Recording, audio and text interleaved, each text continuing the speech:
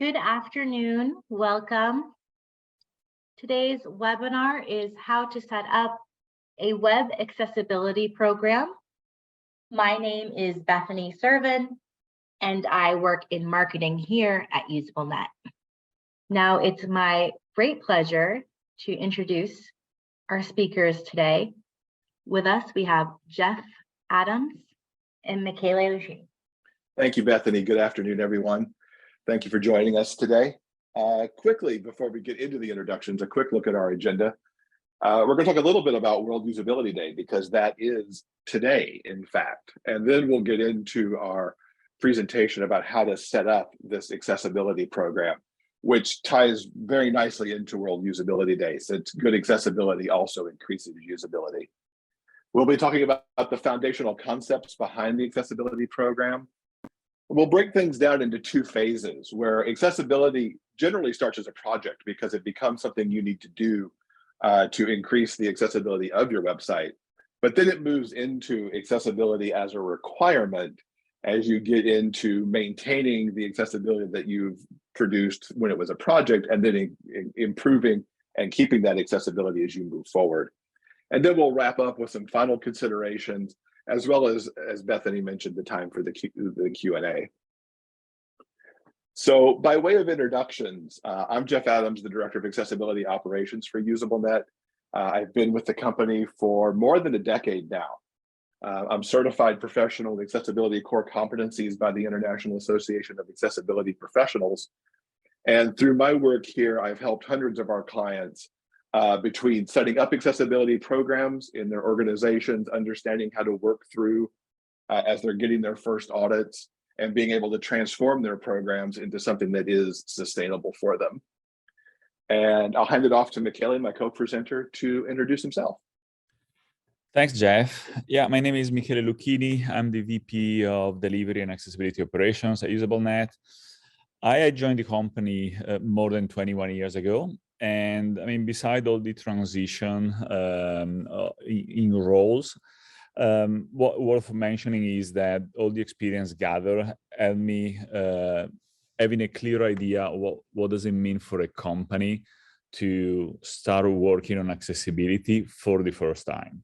Start working on accessibility opens a new world, a new set of lenses through the ones that you are now watching your site, in terms of activities that your team has to do, in terms of planning, in terms of timelines. So it is part of the activities we do, part of the, let's say, roles I also play, is to make sure that we sensitize and we help the companies performing this transition and walking this journey in the best way possible.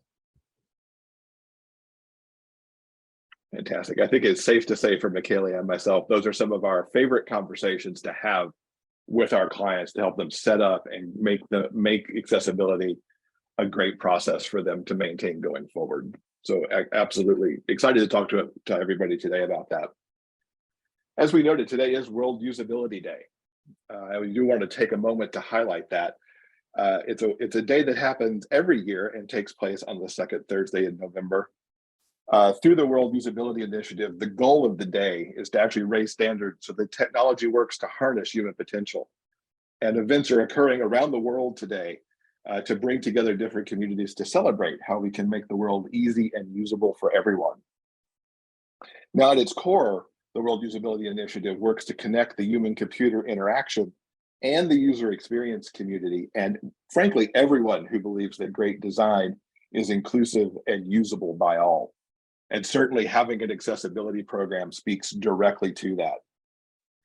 And this is a very important message, of course, to take not just for yourself to remember, but also to educate throughout your organization on the importance of usability and how it connects to accessibility, because whatever you're making your digital projects, your digital properties accessible, you are making them more usable and inclusive for everyone. And to be really successful in this, your organization has to consider usability and accessibility as a feature.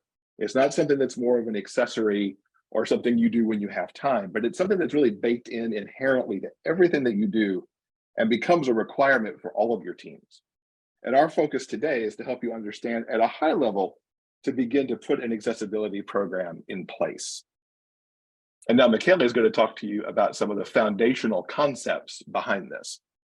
Yeah, before talking about the foundational concepts, I would like to emphasize something that Jeff just said around the World Usability Day. This is not just necessarily a day that we can use to remember what we have to do, but is a day that, in our opinion, makes perfectly sense with the spirit everyone should approach accessibility. Accessibility is not the science of doing.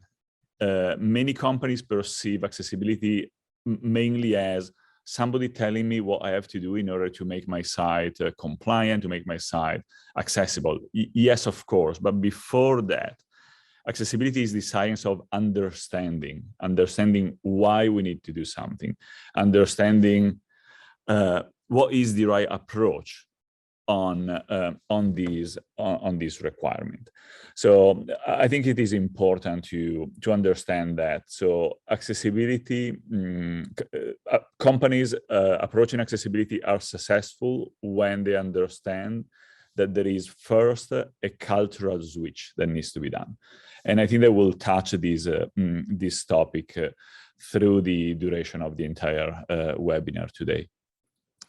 So in terms of foundational concepts that are setting the background to our conversation today, let's start with the different point of views, different perceptions on accessibility. Let's start with what accessibility is from a designer. And by the way, this is also a definition that it is included into the International Standardization Organization. So accessibility is the usability of a product, service, environment by people with the widest range of capabilities.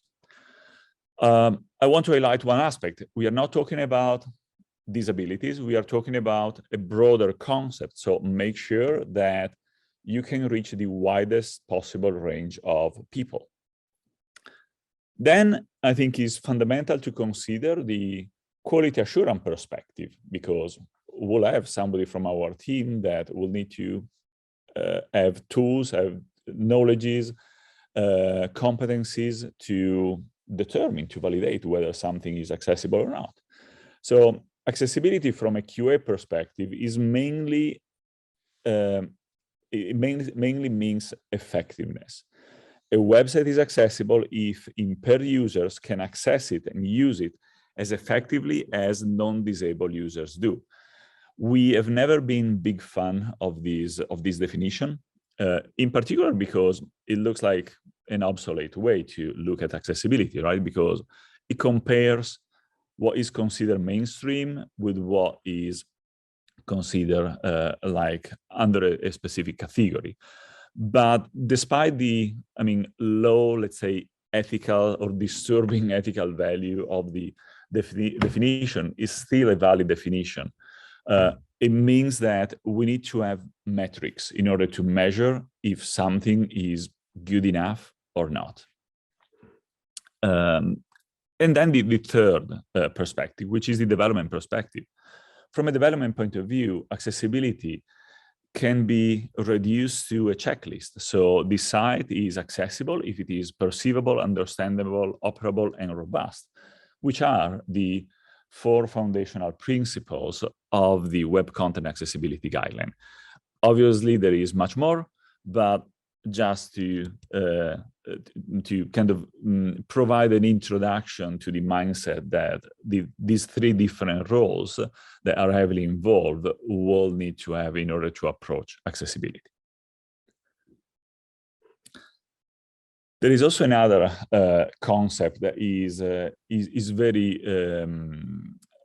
very popular, but often also is not understood correctly.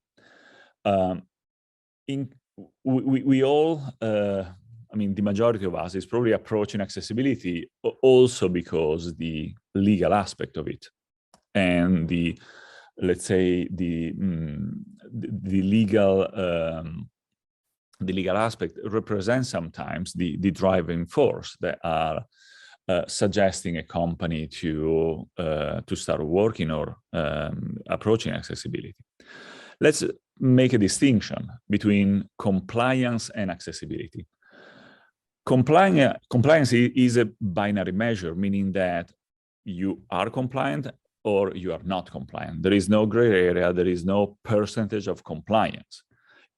In order to declare something, so a website compliant, it means that the site needs to respect on all the pages, no exception, all the pages, 100% of something. This something is the guideline. That in this case is the WCAG 2.1 AA standard, which is officially recognized as the standard for accessibility compliance. And I mean, as you can perceive by the numbers, it is indeed an ambitious goal. Often the compliance is kind of a constantly moving target. But when we talk about compliance, there is no 95%, 80% that satisfies it. It needs to be 100%. At the other end, we talk about accessibility. You need several metrics to measure accessibility. It is a sort of in-use measure. So you determine whether something is accessible or not, trying to use it, and measuring the time to complete a task, the fatigue to complete a task, the frustration in completing a task. It is indeed, at least on a portion, an empirical measure. And it involves a number of different techniques in order to be able to verify it. Something that we usually say, and it is, I think, an important statement, an important message, is also to set up realistic goals inside our organization, is that people with disabilities want accessible sites. They don't necessarily want compliant site. It doesn't mean that compliance should not be one of our targets, but we need to understand what needs to be done in order to make our site accessible first in the shortest time possible. And I think that point, Michele, ties so well back again to World Usability Day, because you mentioned accessibility in use. And of course, in use is usability. And it comes down, you know, for many in the disabled community to be able to use the site. Therefore, you know, that's more important to them than, you know, ticking all the boxes on the compliance side in many cases. So the word accessibility itself, I mean, this word has many meanings that can actually correspond to different objectives, really depending on the organization and to what degree maybe accessibility work has taken place already, or what the goals are as they start to undertake accessibility. For some, it might just be able to get a report on the conformance level using audit results, using user testing information, studies that are done, you know, with members of the disabled community, and tests from a QA team just to understand, you know, the current conformance level. For other organizations, accessibility may become something that is mandatory because a legal or compliance team may mandate it, either because they want to mitigate legal risk or perhaps they already have a lawsuit or demand letter in hand. Now, of course, our hope is that organizations are going to embrace accessibility as simply the right thing to do to ensure that your customers and that everyone using your digital properties is able to access your products, services, information without any barriers or having to take extra time to be able to access that. And when you consider that between 20 and 25% of the people around the world have a disability, whether it's something that's a permanent disability, something that's temporary, something that might be situational, or even episodic, doing accessibility work can mean that your potential customer base can really expand because of the usability you're now bringing to your website and your apps. Accessibility can also improve the culture of your organization itself, as it helps to show that you're creating an equal and inclusive environment, you know, for your employees and for your customers. And accessibility actually improves the technical level of your digital platforms as well, as it means that your developers are coding to the standards that are actually set by the World Wide Web Consortium. And of course, your own organization may come up with other meetings and objectives for accessibility, that would be determined on an individual organization basis.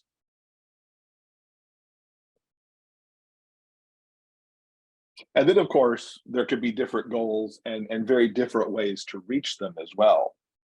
If you consider, that you may just want to start doing the bare minimum and only when there's time, or you're doing something that is necessary to show the compliance, or you want to learn and make sure everything you do is accessible. There are kind of different triggers for these things. So number one and number two, that, the bare minimum, as well as, doing something that's mandated, this may actually be triggered by legal, or, because of the lawsuit or the demand letter that we mentioned, or reducing legal risk. Or it might even be a single person in the company who starts out by saying, this is important and we really need to move in this direction. And then hopefully, the momentum grows from there. And again, that doing something that's possibly the bare minimum can often hinge on, what the priorities of other projects are that the teams are having to work on. And unfortunately, what we see is accessibility is often the first thing that's deprioritized in terms of getting other things done. Certainly, when you talk about doing what's necessary to show compliance, as I mentioned, that can happen because of legal action or because legal is worried. If there's a suit, certainly the legal team's involved and focus on getting compliance. But at the same time, as that push starts to happen, there may not be the focus on that it's something that is going to have to be managed forever with every single project, with every single release.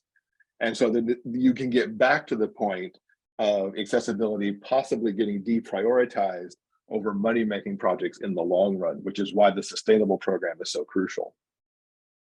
Of course, option number three here, which is learning and making sure you're doing everything that you do is accessible, is the best course of action, because the company as a whole is then making the shift to bring accessibility into its culture. And it's really rare for us to see this as a reason that clients take on accessibility, but it's certainly one that we like to see them, move to as they start to get into accessibility, learn about accessibility, and start remediating for accessibility. Of course, in all of these cases, as an organization gets started, they often have no way to understand how to address it. They just know that they want to. And they don't necessarily realize either that the real work that's not only done in remediation, but being able to manage it, again, as part of an ongoing part of maintaining the website or the app.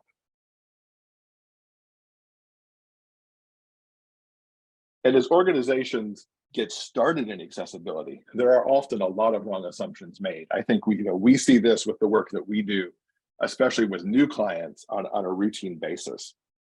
And a very common one is that a site or an app needs to be fixed so that a blind customer can use it. And of course, that's true, but it's important to know that blind users are just one group that accessibility addresses. It also makes, when you're conforming to full WCAG 2.1 standards, you're also making the digital property usable for users who have other visual impairments, as well as those who have auditory, cognitive, or motor impairments as well. There's also a focus on perhaps just a subset of issues, rather than the full array of issue types that are covered by web content accessibility guidelines. So just, the idea that maybe you're only fixing contrast issues, or you're only getting alt text on images right, or maybe a few other things. Or a common one we hear is just, trying to fix audit issues that can be detected by an automated scan, which is a small subset of the WCAG, as opposed to the complete set of 50 success criteria that really should be addressed, many of which require that manual review.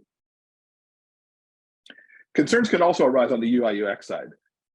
And there's that wrong perception that an accessible site can't also be visually appealing and meet the goals of a brand. When time is spent to understand the guidelines and how to apply them, you can often get a design that is desired for the brand while also being accessible and usable. It's a matter to take the time and to have the open mind to build that understanding within UI/UX groups and within the organization overall. And lastly, and too often, there's a reliance, on the percentage of conformance. While a percentage can help show progress over time, it's really not a good metric to determine when you can be finished. consider what we have here, that this organization wants to achieve an 80% conformance. 80% sounds like a great number, right? If we were scoring a test, we might like 80%. But it's important to know what's left behind. Within that 80%, how many blockers are there for someone who's in the disabled community?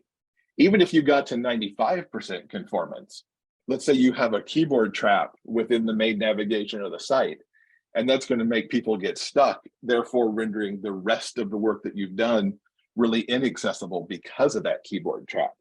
So it's important to keep those kind of options in mind if you're thinking about conformance as the way to go. Yeah, as a good segue for what Jeff was saying, let's start with some mythbusters that we have collected in these years, right? So first of all, accessible development takes a lot of more time. Well, it does if you don't know what you have to do. I know that this might sound trivial, right? But the importance of documenting, the importance of learning, gathering new competencies, new skills is a foundational need.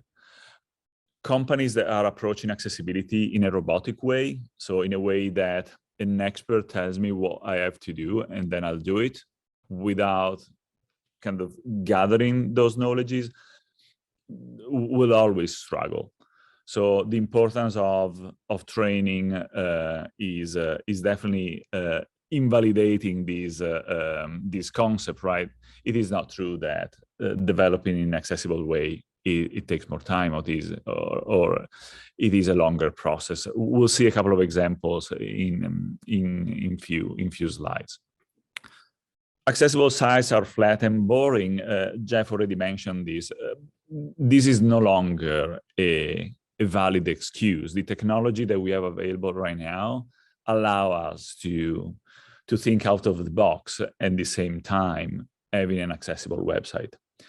I want to highlight one aspect that to me is one of the fundamental messages of this webinar as well. If you think about the Web Content Accessibility Guideline, beside one success criterion, which is the one related to the contrast, where the guideline is extremely clear on the parameters and the metrics that you have to respect, everything else doesn't report anything in terms of how to do things. The guideline asks you to guarantee things, ask you to make sure that there are specific conditions allowed across your website, which naturally asks people to be creative. I like to think about, with the technology that we have available right now, accessibility as an area where we can innovate, not something that builds guardrails around us. And this is mainly a message for the design team, for the development team. So is about cooperation between the teams. Accessibility makes the site code more complex and difficult to understand. Also, this is very wrong. It is actually the opposite. The more we adhere to standards, the cleaner and easier to maintain our site will be. And accessibility in a good portion is about respecting the standard. And I'm not necessarily talking about accessibility standards. I'm talking about web technology standards, because the respect of the standards is also what the assistive technology like screen readers are relying on in order to function. Accessibility is a developer responsibility, not only developer responsibility. We kind of reiterated this concept in the previous slides as well. Accessibility means cooperations within the entire organization. Is not just something that developers can address themselves. We need designers to be involved. We need content creators involved. You can have a developer implementing a perfect website from an accessibility point of view, from a web content accessibility guideline point of view. But if the content that is generated and that populates those pages doesn't respect the same accessibility guideline, yeah, the resulting site will not be accessible. It is important for an organization to understand that the weight of managing accessibility cannot be only on development side. Somebody also thinks that is better to add an alternative option to allow the customer to do things like changing color or the font size.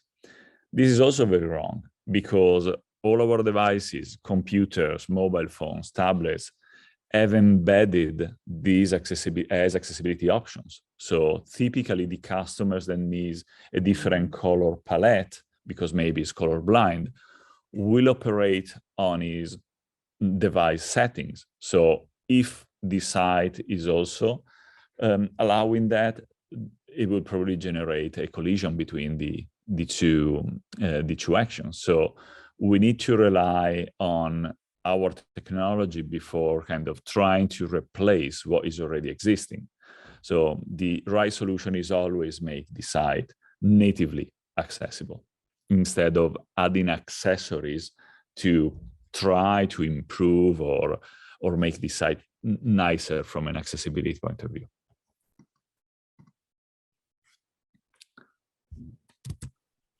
So it is important now to start determining what we have to do. So many organizations start from understanding and admitting that they don't know what to do. There is no experience. And actually, this is a positive starting point because we in our experience, we also dealt with companies that thought they knew exactly what they have to do, but then, I mean, that was a mindset that was much more difficult to change. So when we talk about accessibility, we should really think about an accessibility program that begins with defining clear and honest objectives and share them throughout the organization. When you work on accessibility, as it will be a journey, it will be a program, you need the development team, you need your QA team, you will need your design team, but you will need sponsorship. You will need somebody finding the budget. You will have somebody that is able to convince the C-level of your organization about different timelines potentially.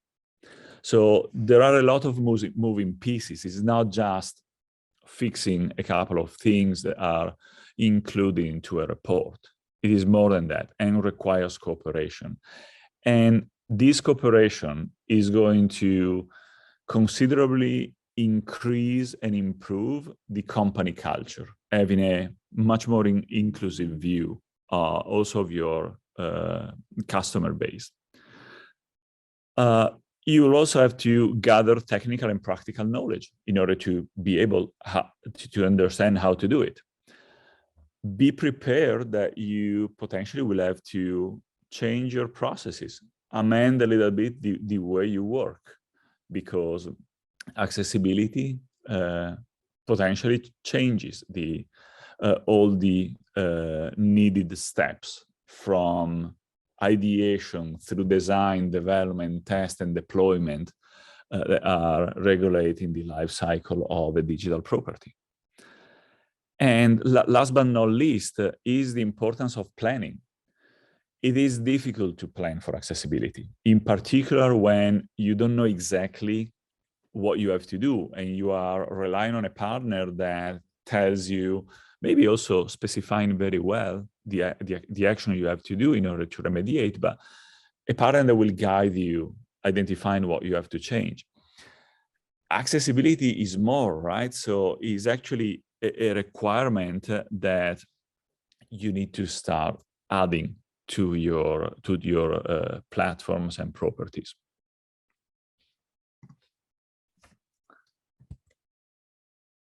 So in order to achieve what we just mentioned, what then you need? So technologies, training, start thinking about injecting accessibility in every stage of the development life cycle, from the ideation meetings through the daily scrum, through the parameters that are determining whether you are going ahead with your deployment or not, part of your smoke test activity.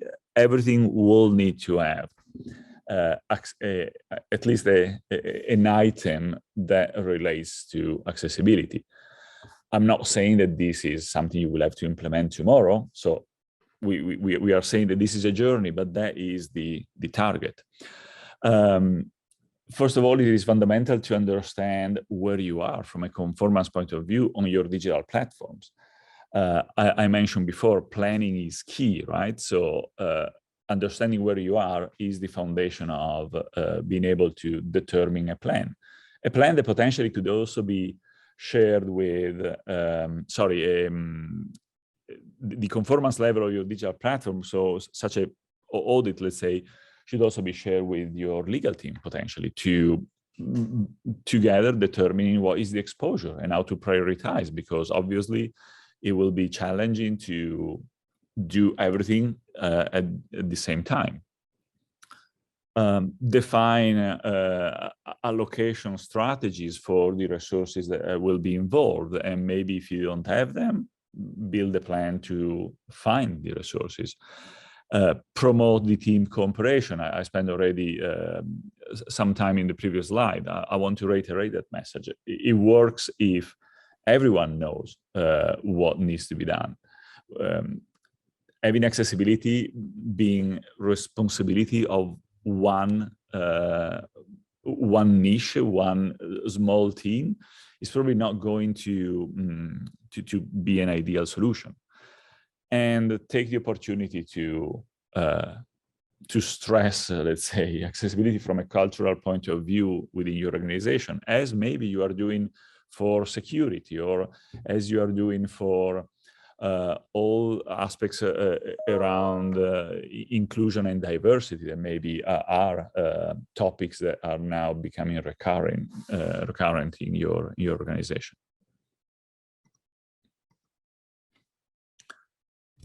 So I know that in UsableNet, we are quite good with theoretical aspects, but we do our best also in practical terms. So practically speaking, what's your journey to determine an accessibility program? It starts with an audit. An audit or an assessment is an activity that an accessibility expert and web development experts, or if a native apps and native app expert, needs to perform in order to identify which are the gaps. So which are the violations of the guideline that are present on your website. Then it is time to remediate. So it is time that based on the findings, you have to go and resolve the issues. Again, behind the word remediate, it is of course involved planning. It is involved a lot of knowledge gathering. There is a lot of strategy to perform a successful remediation. But to summarize, is just it is resolving what the audit highlighted. Understand, while you remediate, understand how you can prevent similar issues to happen in the future. So, for example, the audit identifies that there are images without an alternative text. So the remediation simply adds that alternative text. But then there should be a question: how I can make sure that now all my alternative text, all my images will have an alternative text? Shall I go and operate on my CMS, making sure that defining an alternative text is mandatory? Then I will probably have to educate my team, making sure that we have this new requirement for images. So every time there is a new image, let's make sure that somebody decides what is the right language for the alternative text of that image. So it's not remediating it, it is super quick, but defining, let's say, a strategy and what is the process to secure that issue, that violation will not appear anymore, is it takes a little bit more effort. So you need to define internal guidelines, amend your processes, create a turning plan, define who is responsible, who is accountable, who can be consulted, and who will be informed about the process in place to remediate. And then last but not least is where actually the real fun starts. So maintaining a solution that has been remediated.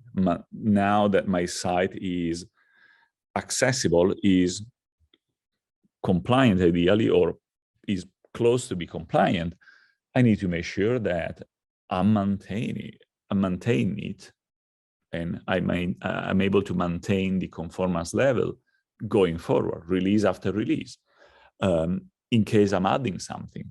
So all the processes that have been pioneered during the remediation around the item 3 on this slide, so understanding how to prevent, translates into the new way to maintain going forward accessibility.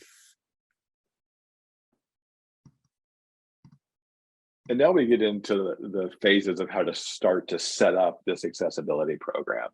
And just a reminder, as I start to get into this, if you do have any questions, you can put them in the Q&A in the Zoom toolbar, and we will definitely either pick those up during the session or get back to you with answers to those questions.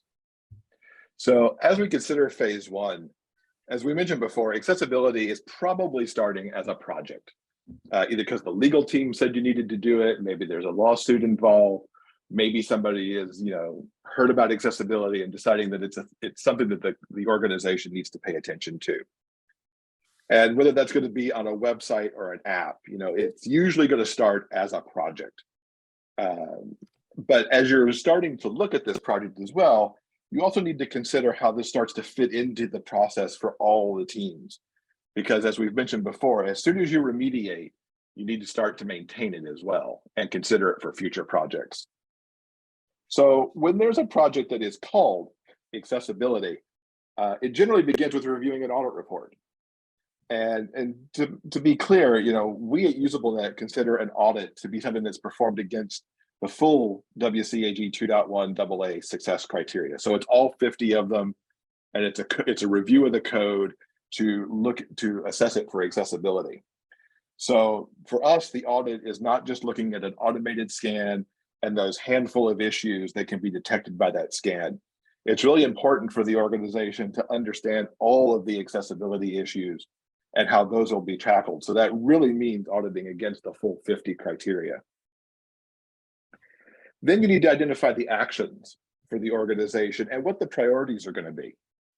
Now, we recommend to look at what we call high severity issues. And those are the issues that can be barriers to members of the disabled community, and to remediate those high severity issues from the top of your primary funnel that your customers follow through the end. So, that might typically be for an e-commerce site, starting at the home page, searching for a product, landing on a PLP that leads to a PDP, and then going out through the checkout process.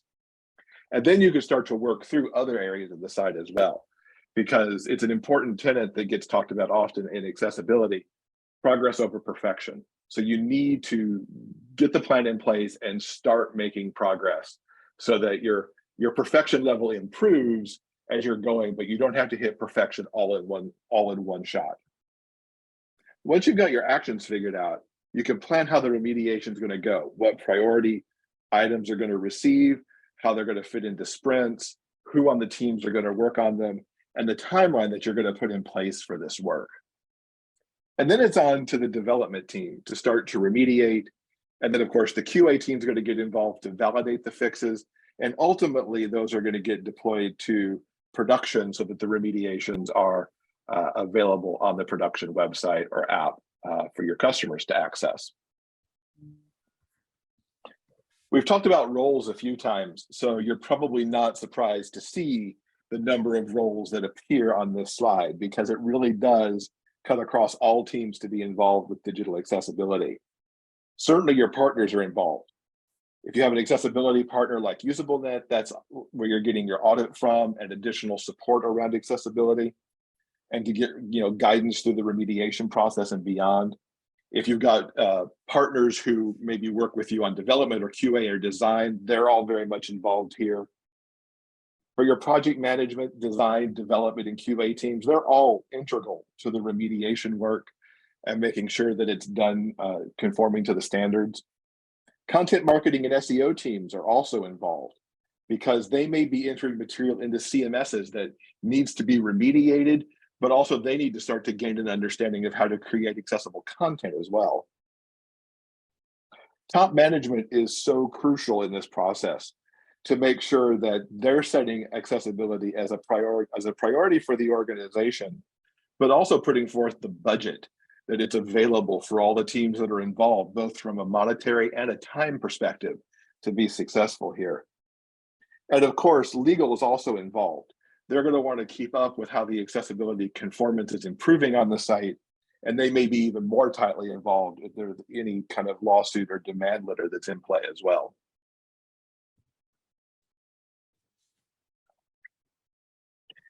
Now, in terms of what you need to remediate, it starts with the review of the audit, and you'll need to really try not to be overwhelmed, because it's quite likely that you'll get hundreds or even thousands of issues. So it's important, of course, that all of those are reported so that you've got an accurate picture of accessibility, but you need to think about it not just as a list of errors, but start to really break it down, because there's going to be too many things to remediate at once. And that's why the progress over perfection idea really starts to play into this too, because you're going to need to formulate your list of actions to tackle these items, including how items across the site might relate to each other and be remediated together, taking care of multiple issues at once. So it's important not to think about each thing individually either. And certainly this is a great place that an accessibility partner can help you organize and understand the work, so it does become a list of action items. But it's important to step back as well and think about your prioritization methods that you'll use. Identify the actions that you're going to need to take to prepare to do this work, such as perhaps having training sessions for your teams on how to handle accessibility, whether they're design teams needing to understand accessible design, developers to know the development processes and techniques that they need to follow, and the same thing with the QA team to understand accessibility QA, how to augment their test scripts, and even start to use assistive technology in their QA. Then it's about the organization and prioritizing the work alongside the other activities that also must continue, and distribute the work to your team so it's organized in a good fashion. And of course, you'll need process in place as well to validate the fixes, whether that's training your own QA team or perhaps having your accessibility partner do the validation alongside you. All the while, you need to look back at what your initial goals were for this remediation project and consider how you may need to redefine them as you're going forward on the work, as you're learning more about accessibility, the kinds of issues that you're making, and the best way to approach the remediation.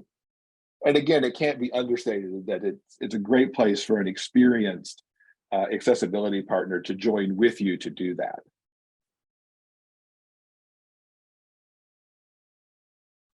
So it is now time just to summarize what we have discussed for what concerns the phase one. So accessibility as a project. So what drives your remediation strategy?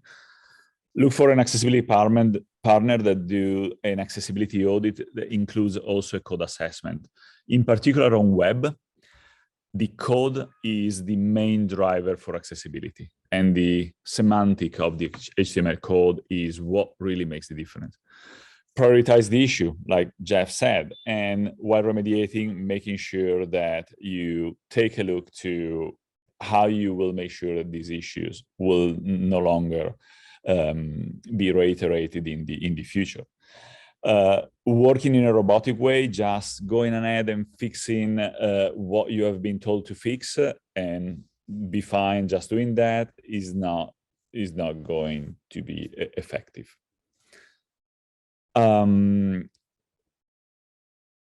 Jeff, can you switch to the next slide? This is probably not the most beautiful infographic you've ever seen in your life, but hopefully it will resonate somehow.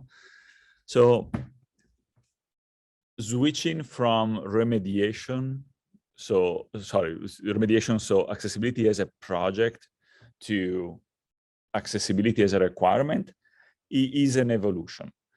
When you remediate, don't just think about a list of bugs. They are not bugs at that stage, are violations of a guideline, violation of a requirement that you didn't know that you have to respect. So very often during the remediation, you will be in front of code that is supposed to change, but sometimes it is easier to re-implement an area of the page rather than try to fix it. This is also the reason why during the remediation, planning is not very easy. It's not easy to determine how long it will take you to remediate what the audit reports. But if you do a good remediation phase, strategizing the remediation, learning from your activities, determining what competencies you have to gather, and the knowledges that you are gathering, it will help you transitioning into a condition where at that point, yes, the accessibility, what the audit will find will be bugs, will be not things that you didn't know, but will be things that actually you knew you had to respect, but somehow got missed and happened to be generated. But this means that when an accessibility issue is a bug, it means that you know how to resolve it without necessarily involving anybody else. You have the, let's say, in-house knowledges, and you know probably how long it will take you. So this is kind of the transition. I didn't know, and luckily, if my remediation was successful, now I know everything, and I'll just have to deal with what is a bug, because it means that I had all the processes in the right place to contemplate accessibility as a requirement.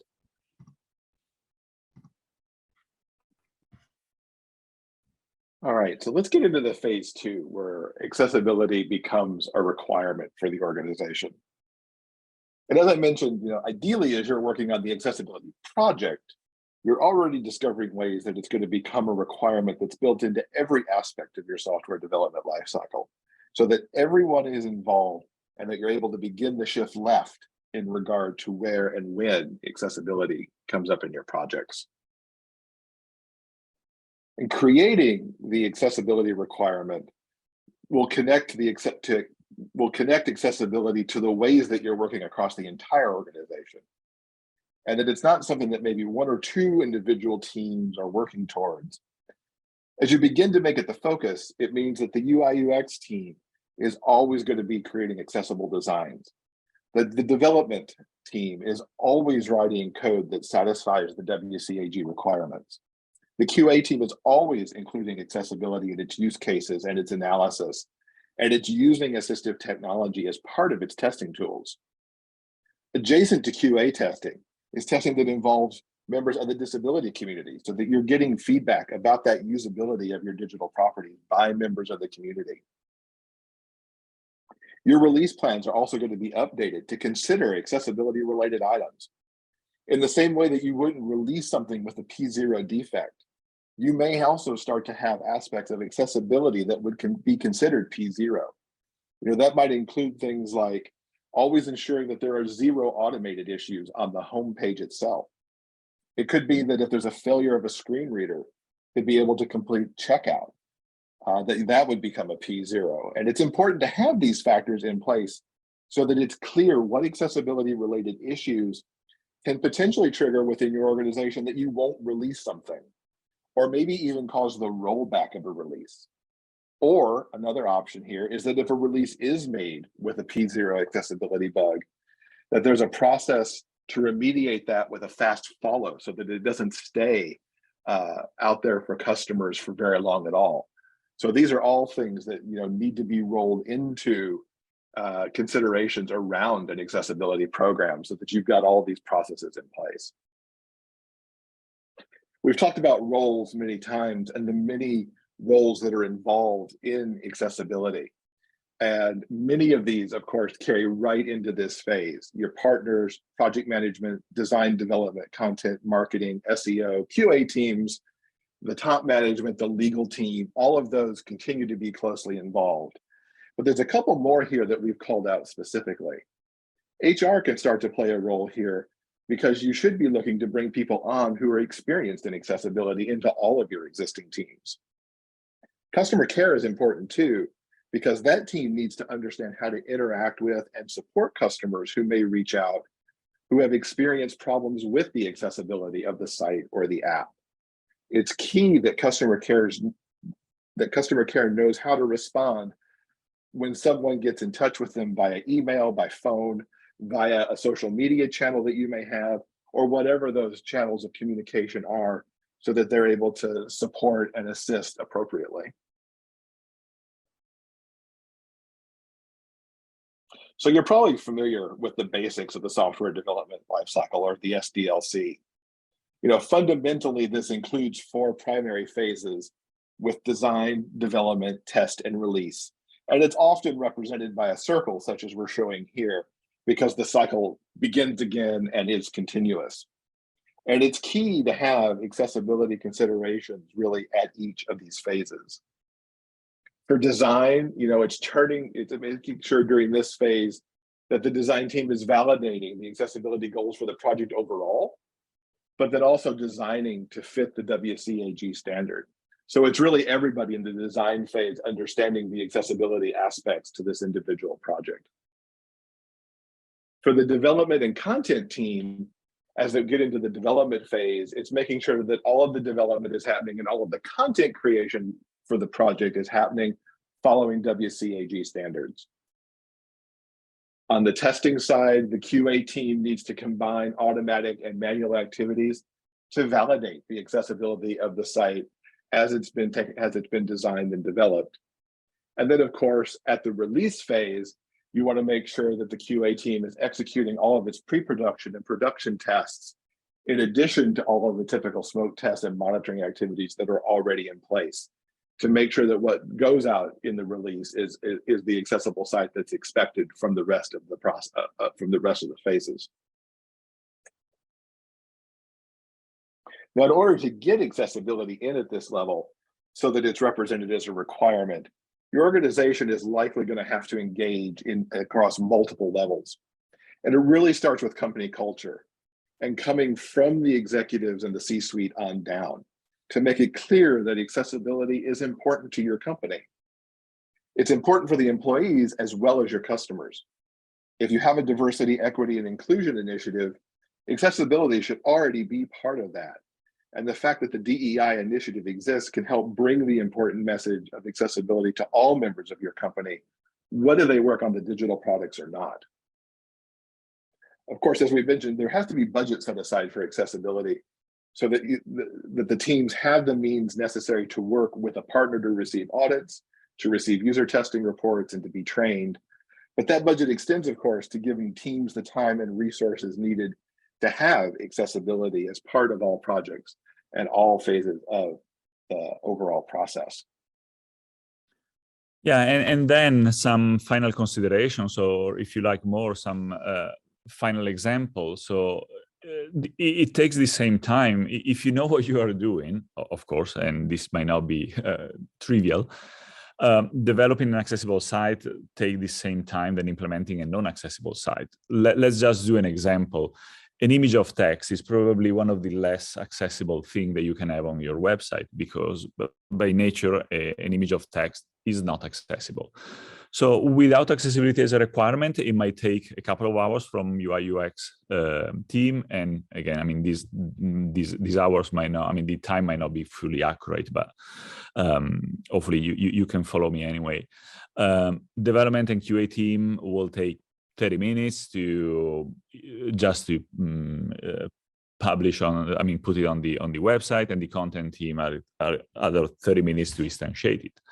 But then it is time to remediate. So the image of text needs to be replaced by an image and an electronic text on top of it. So you need to involve again for a couple of hours the UI UX that determines the position of the text and other requirements for the image. Then you have an hour and a half from the development and QA team to re-implement it and position the electronic text on top of the image.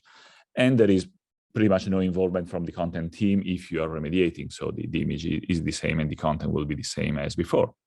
So a total of 6.5 hours. If you knew that since the beginning that images with an embedded text in the image were not allowed, in 4 hours probably you were done. So the importance of knowing what you have to do. If we go on the next example, if we consider a table like this, it is similar to tables that you might find on a website. The code to implement this table, so in a non-accessible way, is as big, let's say, as the code to implement it in an accessible way.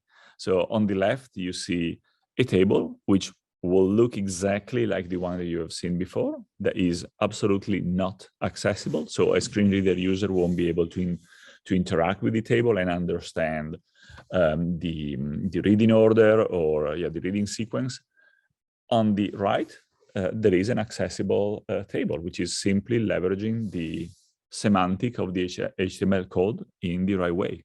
Graphical results will be the same, but the difference will be big. Very last example. So consider a structure for a product listing page.